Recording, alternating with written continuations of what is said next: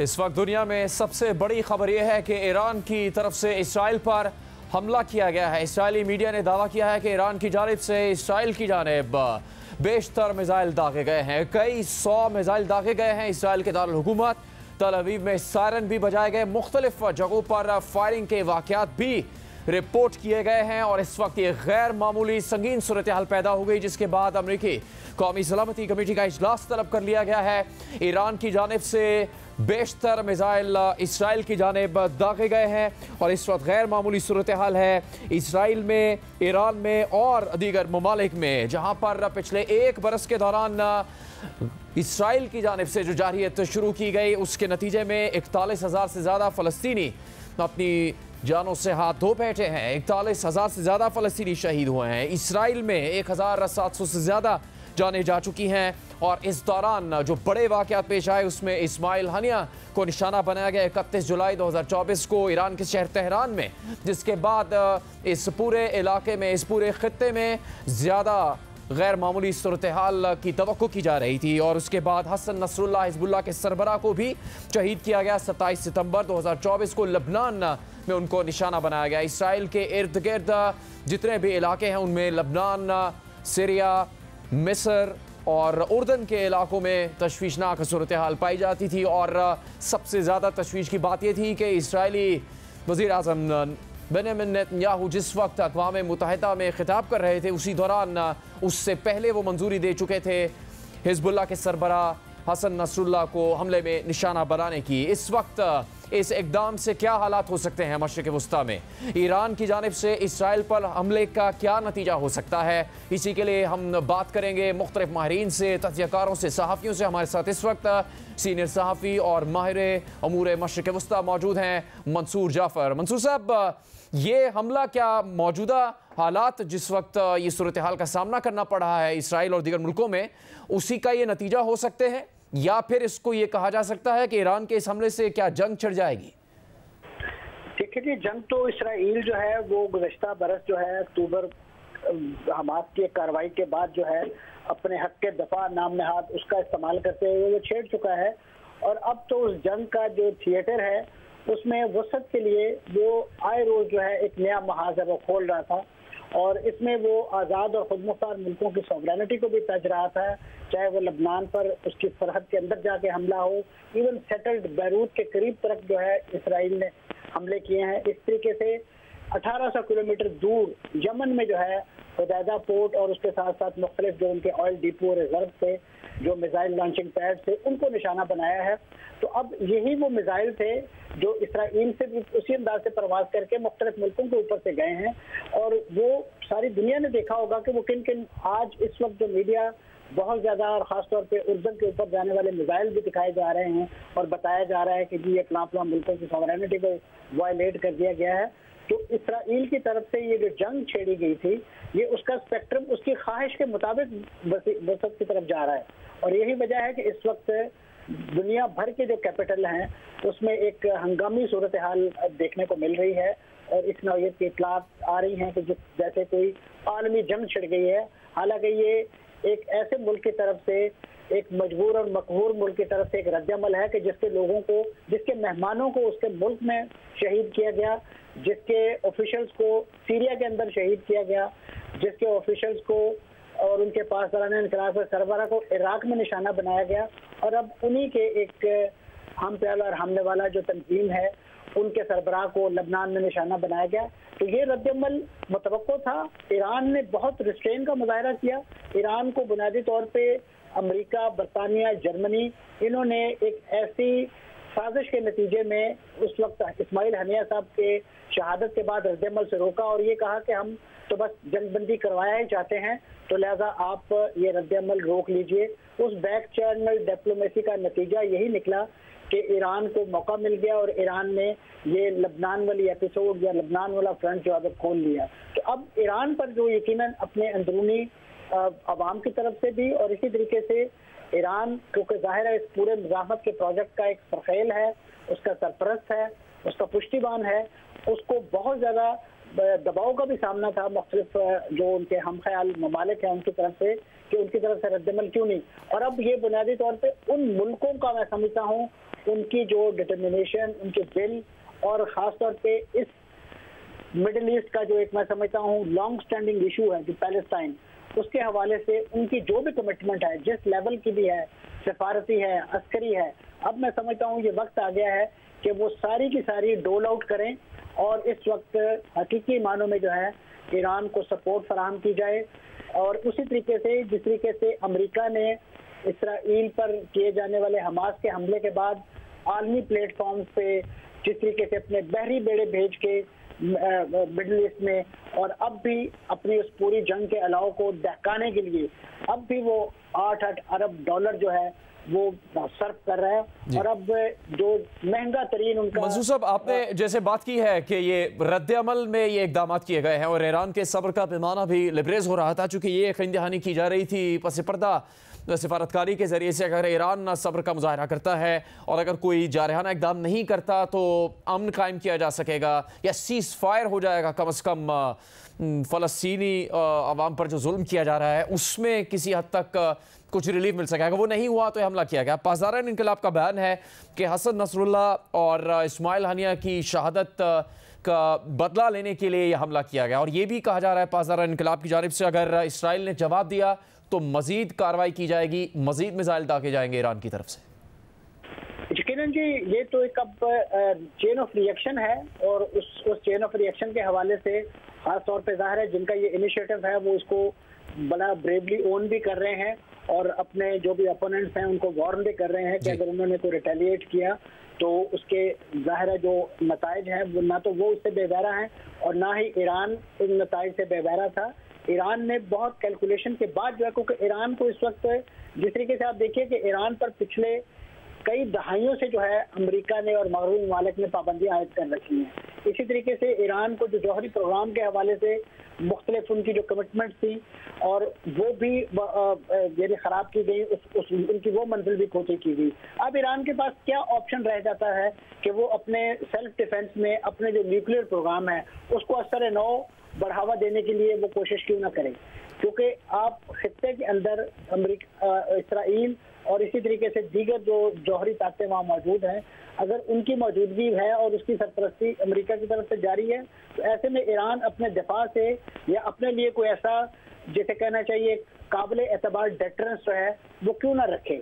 और अब मैं समझता हूँ वो जो यूरोपीय यूनियन जिसने मंसूर साहब आप हमारे साथ रहेगा, आपसे मजीद बात करेंगे। पाकिस्तान की साबिक वज़ीर ख़ारजा हिना रब्बानी खान हमारे साथ इस वक्त मौजूद हैं। हिना साहिबा, कितना बड़ा खदशा हो सकता है इस जंग के और मजीद बड़े पैमाने पर फैलने का ईरान की तरफ से इसराइल पर इस हमले के बाद? और कहा जा रहा है कि 400 से ज़्यादा मिसाइल ईरान ने फायर किए हैं इसराइल की तरफ। देखिए, मेरे नज़र में ये खदशा तो अब दूर रह गया। अब ये वॉर थिएटर की एक्सपेंशन जो कि इजराइल ने repeatedly with complete impunity from the west and veto wielding powers of the world करता रहा, और ना ही सिर्फ वॉर थिएटर को एक्सपेंड किया but human rights abuse and human life के अब्यूज़ की नए पैमाने पे एक नए प्रेसिडेंट सेट किए। और इस सारे मरहले में वो करते गए और उनको रोकने के लिए ना किसी किस्म की सैंक्शन हुई, ना किसी किस्म की सिक्योरिटी काउंसिल में उनको किसी किस्म का रोका गया, बल्कि वीटो इस्तेमाल किया और उनको आर्म्स एंड एम्यूनिशन, जो मुल्क अपने आप को ह्यूमन राइट्स के सबसे बड़े कैरियर्स समझते हैं, जो मुल्क अपने आप को इंटरनेशनल ऑर्डर के प्रिजर्वर समझते हैं, वो उनको सप्लाईज भी करते रहे। तो आई थिंक इस वक्त जबकि वॉर थिएटर इतना ज़्यादा एक्सपैंड कर गया है, तो और फिर ये जब आपने देखा कि जो असैसिनेशन ऑफ रिसेंटली हुई, उसके बाद ईरान का इस तरह रिएक्ट करना वो फ्रैंकली स्पीकिंग काफ़ी एक्सपेक्टेड था, बिकॉज अगर यहाँ पे नहीं होता तो कहाँ पे ये चीज़ ख़त्म होगी। ये वॉर थिएटर को इजराइल किस हद तक लेके जाएगा और किस हद तक लेके जाता रहेगा, सो फ्रैंकली स्पीकिंग वो तो एक्सपेंशन हो चुकी है। अब कितना ज़्यादा ब्लड शेड होगा उसका भी फ्रैंकली स्पीकिंग कोई कुछ नहीं कह सकता, बिकॉज ये तो अब जंग इस खित्ते को तो छोड़ें, ये किसी किस्म की एक रिस्पांस के बाद दूसरा रिस्पांस, दूसरे रिस्पांस के बाद तीसरा रिस्पांस से ही इसी तरह के चीज़ों से हमने बहुत सारी जो आलमी वॉर्स देखी हैं वो इसी तरह की चीज़ों से शुरू होती है। हिना साहबा, सफारतकारी के पहलू से देखा जाए तो अक़वाम मुत्तहिदा में उर्दन के वज़ीर ख़ारिजा ने कहा कि हम यहाँ मौजूद हैं अरब कमेटी के मेंबर, जो कि मैंडेटेड है 57 इस्लामी ममालिक के तहत। वो ये यकीन दहानी करवाते हैं कि हम इसराइल की सिक्योरिटी को यकीनी बनाएंगे इस शर्त पे कि इसराइल अपना ये कब्ज़ा ख़त्म करे, सीज़ फायर करे और इस मसले को अमन से हल करने की कोशिश करे। यानी इस वक्त क्या फिर कोई भी यकीन दहानी, किसी भी किस्म की कोशिश ये मुमकिन नहीं बना सकती कि इसराइल की जानिब से जारियत रोकी जाए और फिर ये दिन नहीं आता कि ईरान भी इसराइल पर हमला करता? देखिए, ये तो मैं अगर आपको एक रियलिस्टिक एनालिसिस दूं तो ये तो बात उस वक्त आप कर सकते हैं जब आपके पास एक रैशनल लॉजिकल प्लेयर हो, जो कि जिसको अपने मुल्क के में जानों की हिफाजत करना भी उसकी प्रायोरिटी हो और दुनिया में भी एक पीस का माहौल कायम करना उसको अपनी लेगेसी बनना पड़े। लेकिन आपने ये देखा है कि प्राइम मिनिस्टर नेतन्याहू की जो लेगेसी है वो एक्सटर्मिनेशन पे बेस्ड है, एनिहिलेशन पे बेस्ड है, squeezing of the Muslims of Palestine, to the extent कि उनके स्कूल्स, उनके अस्पताल, उनके building on the pretence of self defence एक के बाद दूसरा मुल्कों में ये जंग जाती रही और completely disregarding any international law, any rules of engagement.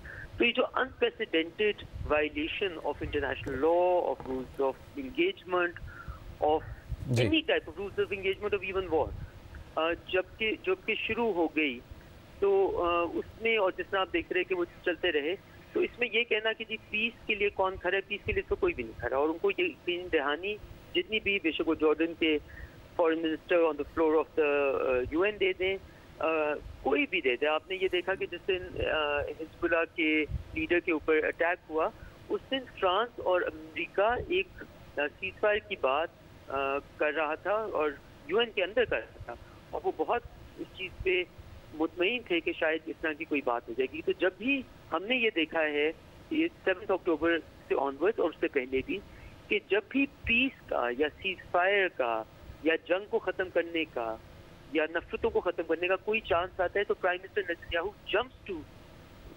Ensure that chance is not taken. तो ये पीस बिल्डर की लेगेसी के पीछे नहीं जा रहे, ना ही ये सीज फायर चाहते हैं, ना ही ये किसी किस्म की एश्योरेंसेस चाहते हैं। ये सिर्फ अपना सेल्फ डिफेंस को इस्तेमाल करते हुए एज अ टूल अपना वॉर थिएटर को एक्सपैंड करने से अपने आप को आई थिंक इलेक्शनियरिंग में भी और पॉपुलैरिटी में भी बढ़ाना चाहते हैं। हिना रब्बानी खर साहबा, शुक्रिया प्रोग्राम में बात करने के लिए। तल अवीव में फायरिंग का वाक़या भी रिपोर्ट हुआ है। इसराइली पुलिस के मुताबिक फायरिंग के नतीजे में 8 अफराद मारे गए हैं जबकि मुतादिद ज़ख्मी हैं। इस वक्त जो मनाजिर आप जियो न्यूज़ पर देख रहे हैं इसराइल के शहर तल अवीव के हैं, जो कि उनका एक जदीद तरीन शहर है, टेक्नोलॉजी का हब शहर तल अवीव, जहाँ पर ईरान की जानिब से मिसाइल दागे गए। और इस दौरान कई मनाजिर में यह भी देखा गया कि ईरान का मिसाइल शिकन दिफाई निज़ाम आयरन डोम उन मिसाइलों को निशाना बनाता हुआ भी देखा जा सकता है। इसराइल के दारुल तल अवीव पर ईरान की जानिब से बताया गया है कि 400 मिसाइल दागे गए और उनमें से बेशतर मिसाइल किस तरह आयरन डोम के ज़रिए से उनको नाकारा बनाया गया या उनको इसराइल के शहर तल अवीव में गिरने से पहले ही फ़ज़ा में नाकारा बना दिया गया, इसके मनाजिर भी आपके सामने हैं। इसराइल पर हमले के बाद पासदारान इनकलाब का बयान भी सामने आ रहा है और कहा जा रहा है कि ये इस्माइल हनिया और हसन नसरुल्लाह को शहीद किए जाने के बदले में ये हमला किया गया और अगर इसराइल की जानिब से कोई कार्रवाई की जाती है तो ईरान का कहना यह है कि इस तरह के मज़ीद हमले भी हो सकते हैं। हम अभी बात करेंगे बैनुल-अक़वामी उमूर के माहिर प्रोफेसर डॉक्टर आदिल नजम से। प्रोफेसर आदिल, क्या ये जंग आगे बढ़ेगी ही आज के इस वाक़े के बाद? इसका मतलब ये है कि अब कोई उम्मीद फ़िलहाल नहीं रखी जा सकती कि इस जगह पर अमन कायम हो सके? मेरे ख्याल में यार ये वाली उम्मीद तो बड़े अरसे पहले टूट चुकी थी। जंग बढ़ेगी, बढ़ चुकी है, जंग मौजूद है। ये कोई जब हम अपने आप को फूल करते हैं ये सोचते हुए कि शायद अभी होगी, जिस हालत में हम हैं और अरसे से हैं उससे बड़ी जंग का कोई हालत हो नहीं सकती।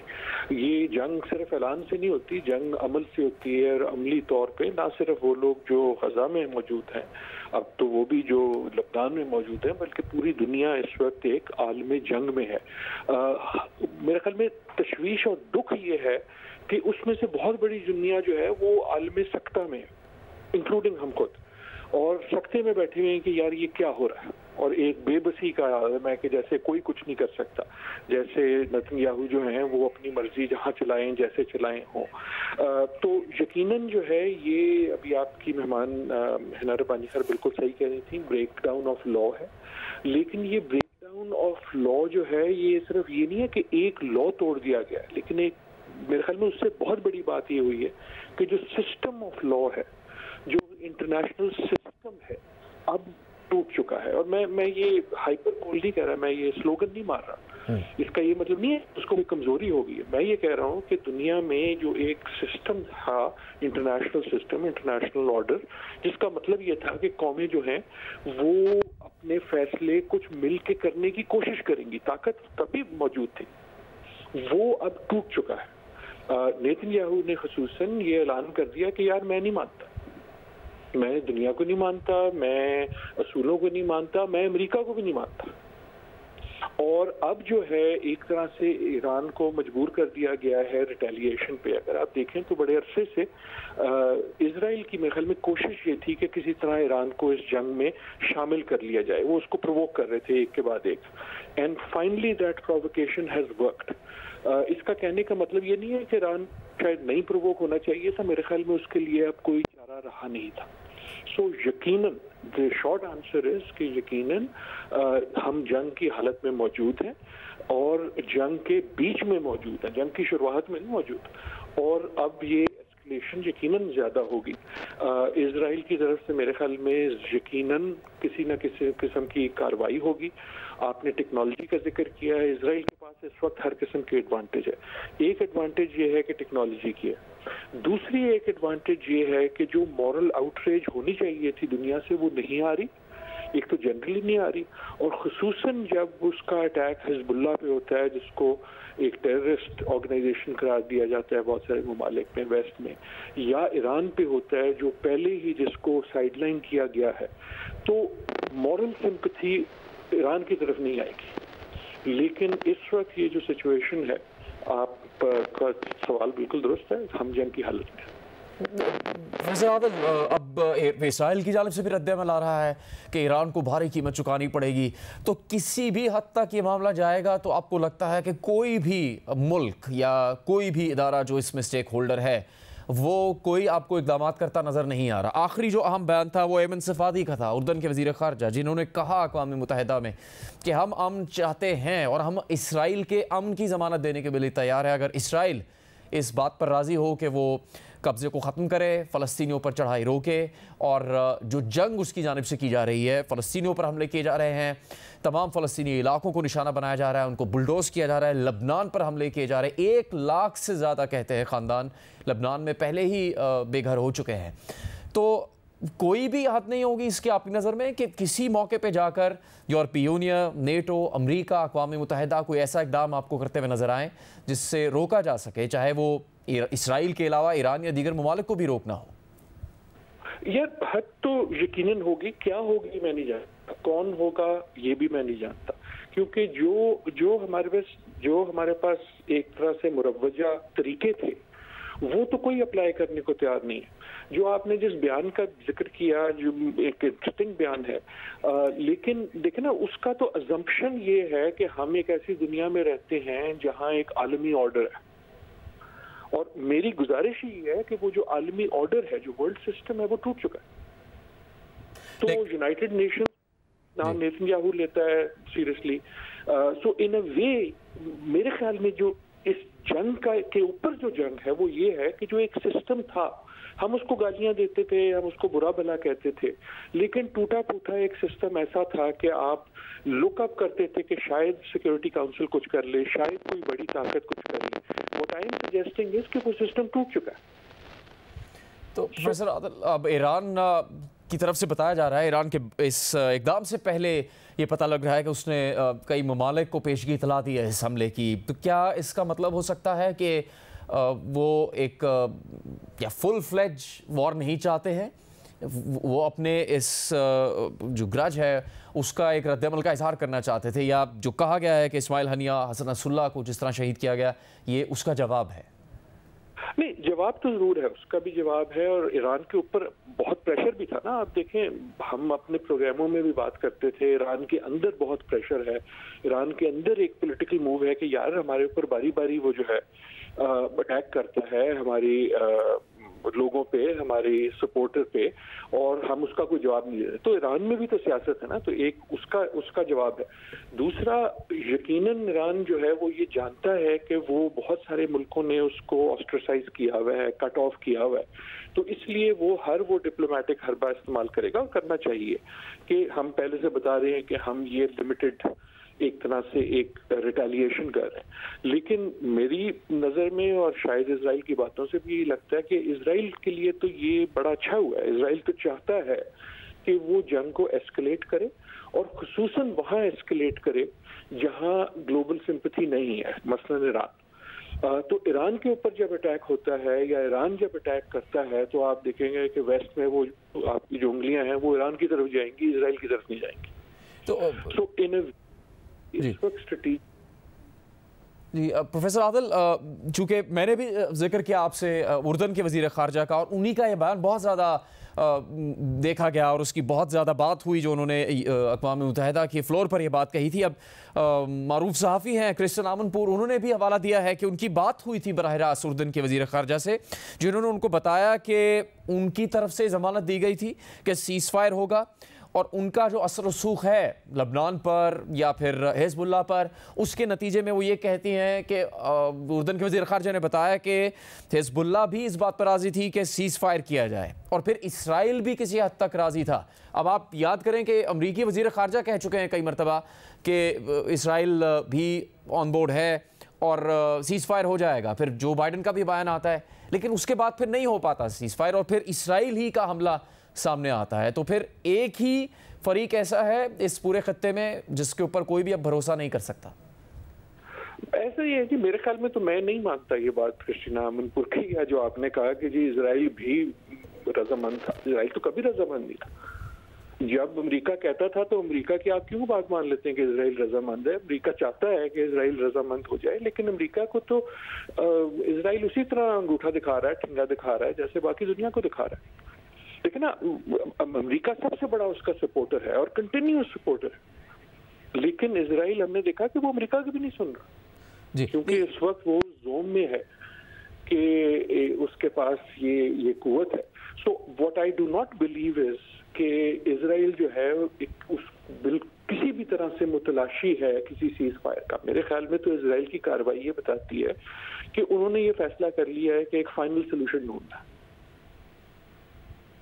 ये फायर कर।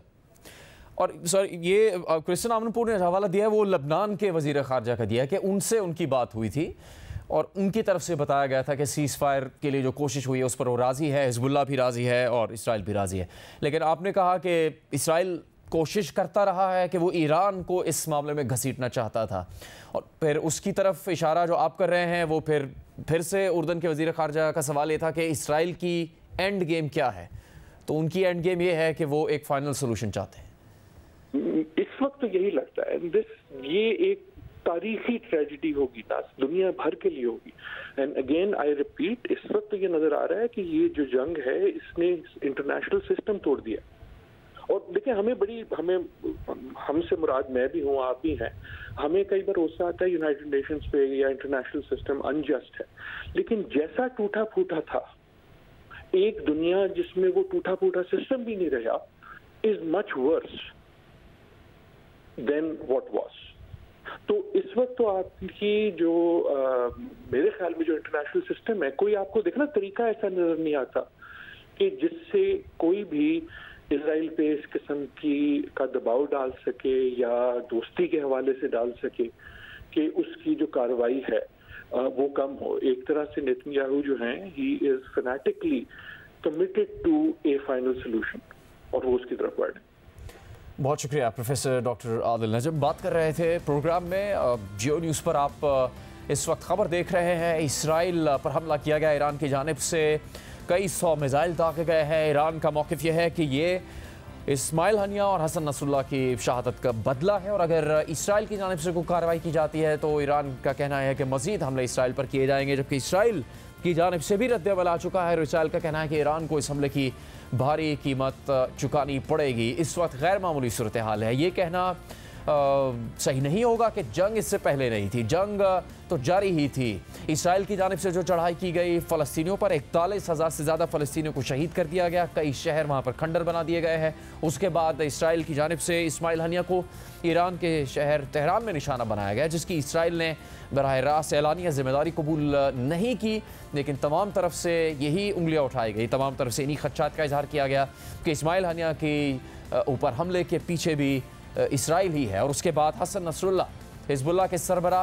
उनको निशाना बनाया गया, जिसमें वाज़े तौर पर यह सबूत सामने आया कि इसराइल की जानिब से उनको निशाना बनाया गया। किस तरह उनकी लोकेशन का पता लगाया गया, किस तरह लबनान पर उससे कुछ दिन पहले हमला किया गया मुख्तलिफ इलाकों पर, और लबनान के करीबी इलाकों पर हमला किया गया, और बैरूत शहर के जो देहाती इलाके थे उनको निशाना बनाने के अलावा ऐसी इलाकों को भी निशाना बनाया गया जिनको लबनान में, बैरूत में महफूज तस्वुर किया जाता था। उसके बाद इसराइल की जानिब से धमकी दी गई कि बेशतर देहात ऐसे हैं जिनको खाली कर दिया जाए, चूँकि इसराइल की जानिब से उन देहात को भी लबनान में निशाना बनाने की तैयारी कर ली गई है। इस वक्त इंतहाई गैर मामूली सूरत हाल है। पिछले बरस अक्टूबर से शुरू होने वाला सिलसिला, जिसमें हमास की जानिब से इसराइल पर हमला किया गया और इसराइली शहरियों को यरगमाल बनाया गया। उसके बाद इसराइल ने वहशियाना हमलों का आगाज़ किया फ़लस्तीनियों के ख़िलाफ़, और वो अब तक सिलसिला जारी है, और ये फैल कर लबनान तक पहुँच गया। ये फैल कर ईरान के दारहुकूमत तेहरान में इस्माइल हनिया को निशाना बनाने, उनकी जान लेने तक पहुँच गया। और अब ईरान की जानिब से हमला किया गया है इसराइल के शहर तल अवीव पर, जो कि इसराइल का एक जदीद टेक्नोलॉजी हब है, वहाँ पर निशाना बनाया गया है इन मिज़ाइलों से। और इस वीडियो में आप देख सकते हैं कि जवाब में इसराइल का जो दिफाई निज़ाम है, मिज़ाइल चिकन आयरन डोम, उसकी जानिब से भी ईरान की जानिब से आने वाले मिज़ाइलों को निशाना बनाया गया है। हम बात करेंगे पाकिस्तान के सीनियर सफारतकार, और हमारे साथ इस वक्त नशरियात में शामिल होंगे अब्दुल बासित, सीनियर साबिक सफारतकार। अब्दुल बासित साहब, शुक्रिया आपके वक्त का। कितनी संगीन हालात की निशानदेही है इस वक्त ये वाक़या जिसमें ईरान की जानिब से अब हमला कर दिया गया है इसराइल की जानिब पर, और इसराइल ये धमकी दे रहा है कि ईरान को इसकी भारी कीमत चुकानी पड़ेगी। जी बहुत शुक्रिया जुनैद। देखिए, बात ये है कि इस वक्त तकरीबन 200 से ज़्यादा बैलिस्टिक मिसाइल, ड्रोन और क्रूज मिसाइल का हमला ईरान ने किया है, लेकिन अभी तक ये वाज़ेह नहीं है कि उससे नुकसान कितना हुआ है, क्योंकि वो डिटरमिन करेगा कि आया इसराइल का रिएक्शन क्या होता है। इससे पहले भी हमने देखा था जब अप्रैल में ईरान ने हमला किया था इसराइल पे, जब दमिश्क में उनके सफारत खाने पे हमला हुआ था, तो तकरीबन 300 से ज़ायद मिसाइल गिराए थे ईरान ने इसराइल पे, लेकिन डैमेज भी ख़ास नहीं हुआ था, क्योंकि ईरान का मल्टी लेयर डिफेंस सिस्टम है, उसमें एरो भी है, डेविड स्लिंग भी है, आयरन डोम भी है, जैसा कि आप जानते हैं इसराइल का। अब बुनियादी तौर पे सारा मामला इस बात पे आपसे रुकेगा कि कितना डैमेज तल अवीव में हुआ है। मेरे ख्याल में आपकी बात ख़त्म हो गई है। जो 2 हमले 2 बैराजेज आए हैं, उसके बाद अब ईरान ने, क्योंकि ईरान भी ज़्यादा एस्केलेट नहीं करना चाहेगा, वो एक सिंबॉलिकली मैसेज देना चाहते हैं जो उनके सपोर्टर्स हैं, हिजबुल्लाह की फॉर्म में हो या हमास की या हुती इस वक्त आजमाई करें यमन, तो उनकी भी ख्वाहिश यही होगी कि मैसेज उन्होंने कन्वे कर दिया है। कि कल इसराइल के वज़ीर आज़म ने एक बहुत ऐसा मैसेज भी दिया है ईरान के लोगों को कि जी आप इनको इंसाइट करने की कोशिश की ईरानीज़ को, लेकिन आज हम देख रहे हैं कि इस ईरानी हमले के बाद तेहरान में कम अज़ कम लोग बाहर निकले और उन्होंने बहुत इतिहास से जश्न मनाया, इन द सेंस के ईरान ने हमला किया, क्योंकि ईरान के लिए भी एक बड़ी मुश्किल सिचुएशन थी और बहुत तनकीद हो रही थी ईरान पे कि बहुत इस्माइल हनिया की शहादत को भी 2 माह से ज़्यादा ऐसा गुजर गया है। तो इस तरह से ईरान के लिए मजबूरी थी कि कुछ न कुछ वो एक्शन ज़रूर ले। तो मेरा अपना ख्याल ये कि ज़्यादा एस्केलेट नहीं होगा ये, ईरान अब मज़ीद मिसाइल नहीं भेजेगा और बात अब ज़्यादा आगे बढ़े नहीं, जहाँ तक गई है सच में। तो अब्दुल बासित साहब, अमेरिका की जानिब से कोशिशें तो की गई, बेशुमार दौरे किए गए अमेरिका के वज़ीर ख़ारजा एंटनी ब्लिंकन की जानिब से, वो मिस्र में भी मौजूद रहे, कतर में भी मौजूद रहे, फिर उर्दन के शमूलियत के नतीजे में जो कोशिशें की गई, लेकिन कोई कामयाबी नहीं मिल सकी कि सीज़ फायर होता, इसराइल को उसकी जारियत से रोका जाता। इसके बाद भी आपको क्या कोई उम्मीद नज़र आती है कि ऐसी कोई कोशिश होगी? चूँकि अब ये ज़्यादा, एक से ज़्यादा मुल्क तक फैलती चली जा रही है जंग और ये हमले, तो इसको रोकने के लिए कोई इक़दाम किए जाएंगे? इस वक्त उसकी हिकमत अमली है कि नेतन्याहू वज़ीर आज़म है, डोमेस्टिक के प्रॉब्लम्स हैं, करप्शन के केसेस चल रहे हैं, तो इसराइल ने बड़े मेथोडिकली एक स्ट्रैटेजी के तहत वो चल रहा है। पिछले 1 साल में उन्होंने हमास को तकरीबन आप कह सकते हैं कि 80 से 90% जो उनकी कैपेसिटी थी उसको ख़त्म कर दिया। 1 साल उन्होंने लगाया और अब उनका अगला बिल्कुल जो निशाना था वो हिजबुल्लाह ही था, क्योंकि नॉर्थ जो इसराइल है उसमें तकरीबन 60,000 इसराइली डिस्प्लेस हुए हैं। और अगर आपको याद हो तो एक नेशनल सिक्योरिटी काउंसिल की एक रेजोल्यूशन भी है 2006 की 1701, जिसके तहत एक बफर जोन क्रिएट करना था इसराइल और लेबनान के दरमियान, लेकिन वो बफर जोन हमें नहीं मिला, क्रिएट नहीं हो पाया। तो अब इसराइल की इस वक्त की कोशिश यही है कि लेबनान और इसराइल के दरमियान तकरीबन 35 से 40 किलोमीटर का बफर जोन क्रिएट किया जाए, ताकि हिजबुल्लाह की जो कैपेसिटी है नॉर्थ इसराइल को मारने की, उसको ख़त्म किया जाए। तो ये मैं अभी भी समझता हूँ। और जहाँ तक अमेरिका का ताल्लुक है, अमेरिका तो इस वक्त इलेक्शन मोड में है। अमेरिका की अपनी भी दोगली पॉलिसी तो मौजूद है। एक तरह वो सीज़फायर की बातें कर रहा है, जिस तरह वो आर्म्स भी सप्लाई कर रहा है इसराइल को, तो और फिर नेतन्याहू बाइडन को ऑब्लाइज भी नहीं करना चाहते, क्योंकि उनकी ख्वाहिश ये है कि वो ट्रम्प प्रेसिडेंट बन के आए। तो बड़ी पॉलिटिकल गेम भी चल रही है। वो कभी भी बाइडन को ऑब्लाइज नहीं करेंगे सीज़ फायर देकर। फिर सीज़ फायर जो है वो इस वक्त नेतन्याहू के इंटरेस्ट में नहीं है, क्योंकि जहाँ तक हॉस्टेज का ताल्लुक था उनकी तादाद जैसे भी कम हो रही है, बहुत से लोग हलाक भी हो गए हैं। अभी भी मालूम नहीं है कितने हॉस्टेज जिंदा भी हैं कि नहीं। तो उसके बेसिस पे इसराइल या नेतन्याहू के लिए कोई ऐसी बात नहीं है कि वो सीज़ फायर एग्रीमेंट करे। और चूँकि अब इसराइल को एक मौका मिला हुआ है कि अगले 10 साल तक कम अज़ कम वो इस कदर डैमेज करते हिजबुल्लाह को और हमास को कि दोबारा उठ न सके, और 10 साल के बाद क्या होता है वल्लाहु आलम बिस्सवाब। अब्दुल बासित साहब, बहुत शुक्रिया प्रोग्राम में बात करने के लिए। ईरान की जानिब से इसराइल पर मिसाइल दागे गए हैं, जिसके बाद तशवीशनाक खबरें सामने आ रही हैं। इसराइल के तमाम हवाई अड्डों पर फ्लाइट ऑपरेशन मुअत्तल कर दिया गया है और इन मिसाइलों के दागे जाने के दौरान ही ये बताया गया कि इसराइल के अंदर फायरिंग का भी वाक़या पेश आया है, जिसकी इसराइली सिक्योरिटी हुकाम की जानिब से तस्दीक भी की गई है। इस प्रोग्राम में ये खुसूसी नशरियात और मशरिक़ वुस्ता की इस सूरत हाल पर बात जारी रहेगी एक ब्रेक के बाद।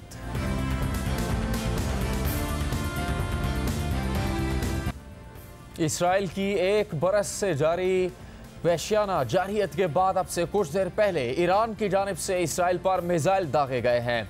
ईरान का मौक़िफ़ ये है कि ये बदला लिया गया है इस्माइल हनिया और हसन नसरुल्लाह को कत्ल किए जाने पर, और ईरान की पासदारान इनकलाब की जानिब से बयान जारी किया गया कि अगर इसराइल ने कोई मज़ीद कार्रवाई की तो उसका भी जवाब दिया जाएगा। जबकि इसराइल का मौक़िफ़ इस सामने आ चुका है कि ईरान को इस हमले की भारी कीमत चुकानी पड़ेगी।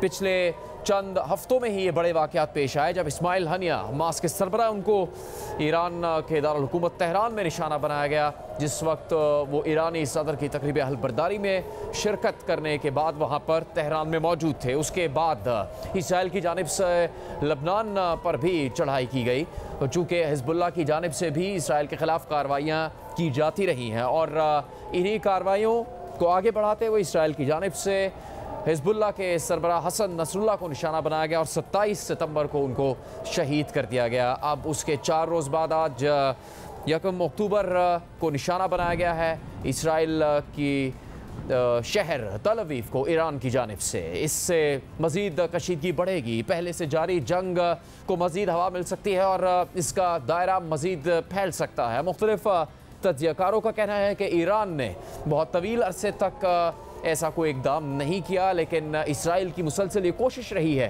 कि ईरान को इस सारे मामले में घसीटा जाए। उसकी तरफ से हमले किए गए, शाम में ईरान के सिफारती हमले को निशाना बनाया गया। इसके बाद जो हमले किए गए इसराइल की जानिब से लबनान पर, उनमें साइबर हमले भी शामिल थे। टेक्नोलॉजी के ज़रिए से पेजर को निशाना बनाया गया, जब एक साथ बहुत बड़ी तादाद में पेजर धमाकों से फट पड़े और उसमें लबनान में ईरान के सफ़ीर भी ज़ख्मी हुए। दीगर कई ज़ख्मी होने वालों में हिज़्बुल्लाह के कारकुन शामिल थे और उसके बाद इसराइल की जानिब से सिलसिला रुका नहीं और ये सिलसिला आगे बढ़ते हुए इस नतीजे तक पहुंचा कि इसराइल ने हिज़्बुल्लाह के सरबराह हसन नसरुल्लाह को निशाना बनाया और उनको भी शहीद कर दिया। इसके बाद ये बताया जा रहा है कि एक मौके पर लबनान के वज़ीर ख़ारजा ने बताया कि सीज़ फायर के लिए की जाने वाली कोशिशों में कुछ कामयाबी मिली है।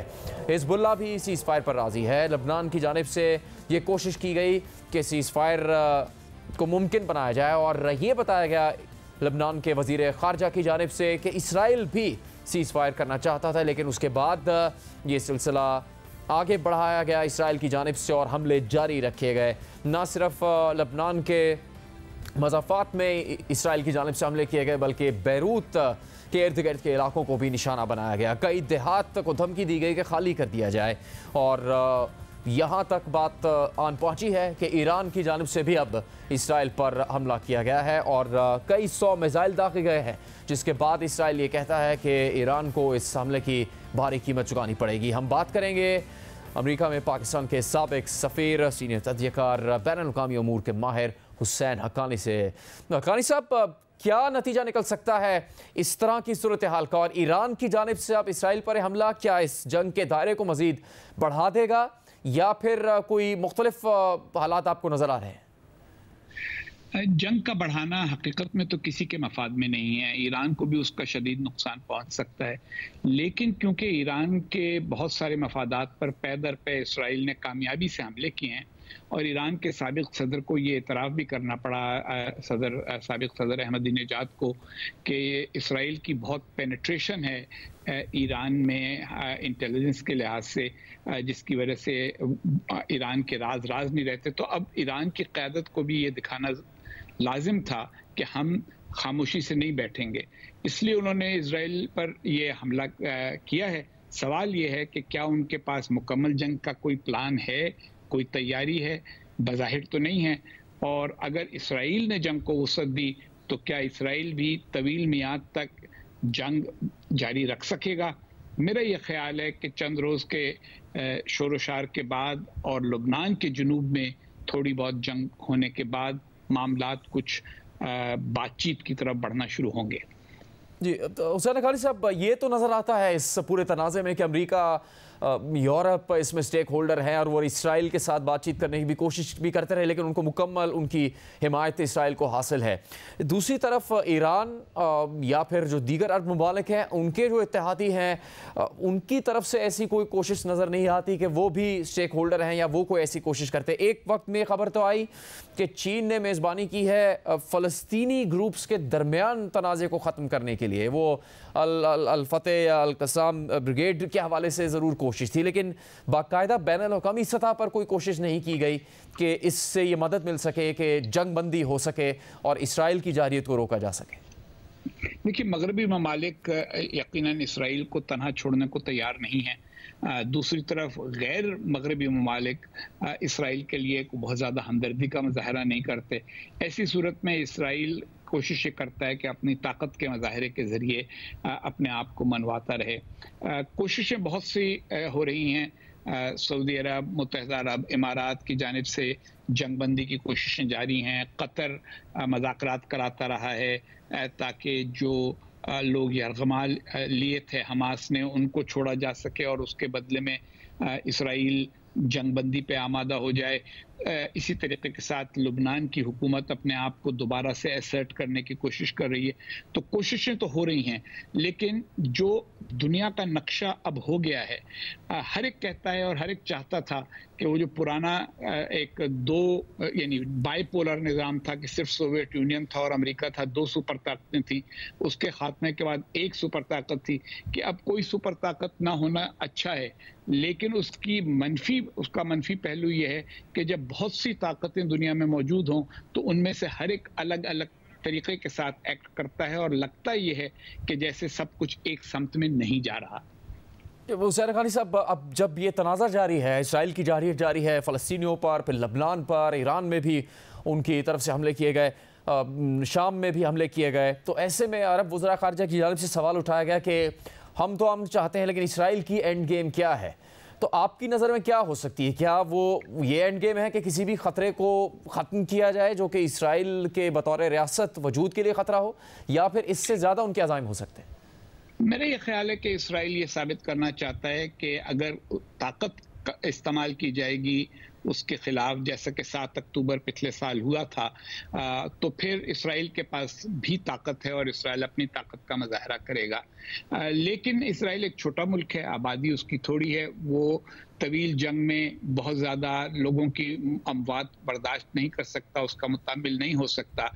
इसलिए इसराइल आखिर में तो यही चाहता है कि किसी तरीके के साथ सारे ममालिक जो उसके इर्द गिर्द हैं उसे तस्लीम करें और उसको तस्लीम करने के बाद उसके साथ मामूल के ताल्लुकात रखें। मसला सिर्फ ये है कि इसराइल में 2 फरीक हैं। जो बहुत सारी सियासी जमातें इसराइल की हैं वो कहती हैं कि 2 कौमी जो मसले का हल है, यानी एक फ़लस्तीनी रियासत बने, एक इसराइल रहे, उसको कबूल किया जाए और बात को आगे बढ़ाया जाए। और नेतन्याहू और उनके हलीफ ये कहते हैं कि नहीं, 2 कौमी हल का मतलब ये है कि फ़लस्तीनियों का इसराइल के ऊपर हक तस्लीम किया जा रहा है। तो वो एक तनाज़ा अलग है, लेकिन इसराइल, मेरा ये ख्याल है कि सबसे हर वक्त जंग की कैफियत में नहीं रहना चाहता, नहीं रह सकेगा। हुसैन हक्कानी साहब, बहुत शुक्रिया प्रोग्राम में बात करने के लिए। प्रोग्राम का यहाँ पर इख्तिताम होता है, इजाज़त दीजिए।